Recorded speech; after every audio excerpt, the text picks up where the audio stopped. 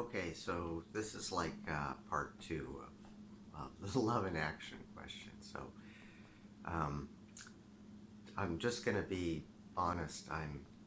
You know, that we have many different states when we begin our day, and according to kinds of impressions that have, you know, information or situations that have kind of made an impact on us. And today I'm feeling um, a little more distressed than I might have felt yesterday.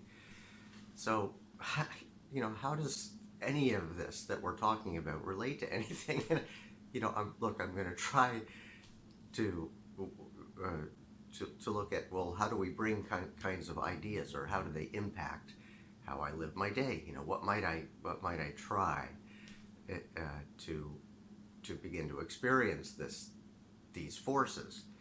So this time, this little section, I'm going to try an experiment to say, okay, well, what can I do today to try to explore this idea in myself, so I get the sense of these forces. So here, look, I brought two objects here. These are both made out of pottery, okay? And I'm just going to ask a real simple question. Between this shape and this shape, right? Which one of these two shapes is more dangerous? You see, as simple as that is, it's right in front of us, right? We judge this without question, just instantly.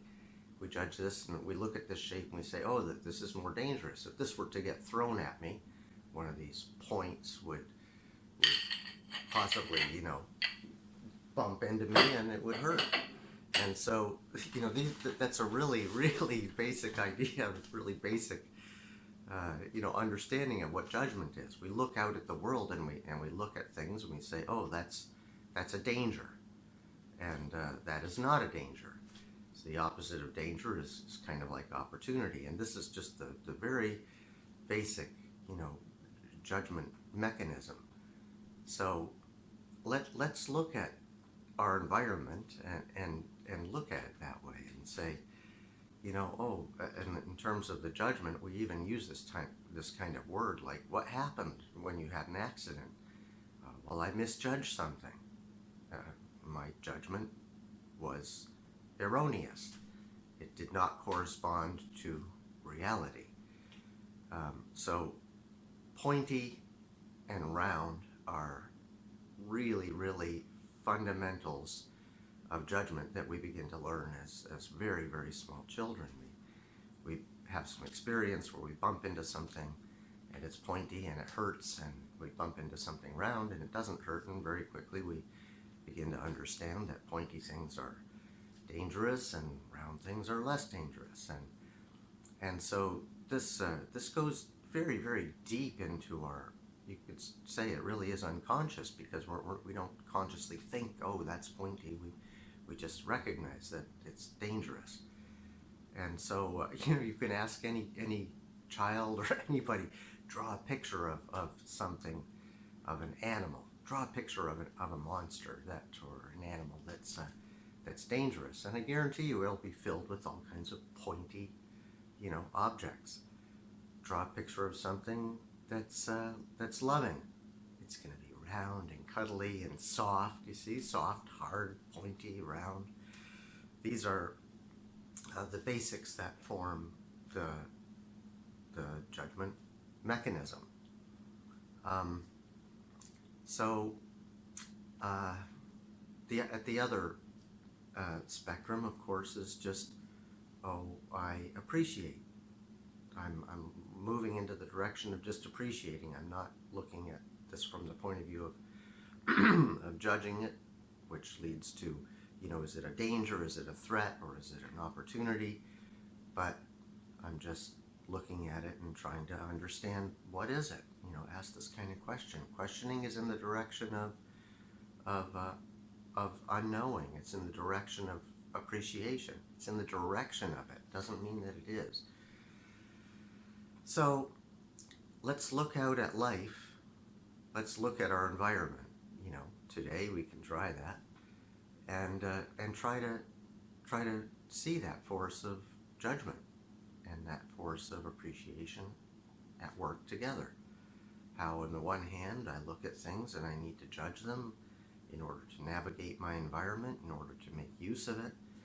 And on the other hand, there's a force which is not about judgment, which is just about appreciation.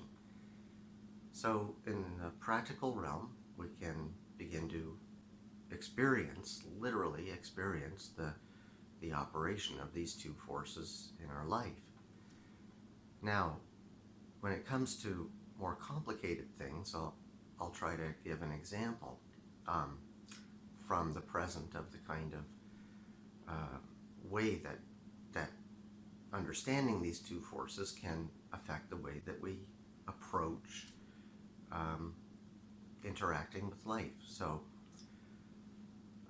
the example that I'm thinking of today has to do with a present situation. We're in the midst of this coronavirus lockdown, and there's people that are extremely upset about the fact that they're being asked to be sequestered, and there's people that are very, very angry about that. Now, in our country, in Canada, we have relatively much more, I would say, sane and much more compassionate attitude. We recognize that people, we have to do this in order to contain the spread of this virus, but we have some social safety nets, etc., and we look at what's going on in the United States, and we see the terrible numbers of people that are being affected by the virus and dying from the virus, and at the same time we see people on the streets protesting the fact that they might need to stay indoors and not spread the virus. So the act of judgment that takes place there is that the immediate kind of thing that happens is we look at those people, those others, and we say, wow, they're crazy. They don't understand, blah, blah, blah, blah, blah. So we have a judgment about it. That is a force, okay? So we're feeling that force, and we recognize this is the force of judgment.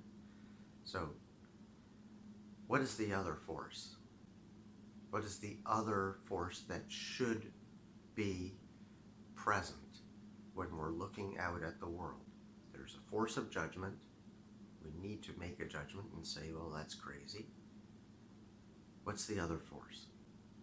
So the other force is to try to appreciate their circumstances. So how do I begin to appreciate their circumstances? Well, maybe it requires some actual knowledge, but I could even just begin by asking the question, why would they not see things the way that I see things, right? Why would they be that way? If I'm sincere about asking that question, I might even imagine some answers without reading the newspapers and without understanding the whole thing. Maybe it's a matter of life or death for them. Maybe these people don't have a safety net. Maybe these people are looking at the choice between losing everything that they've worked for and risking getting this virus.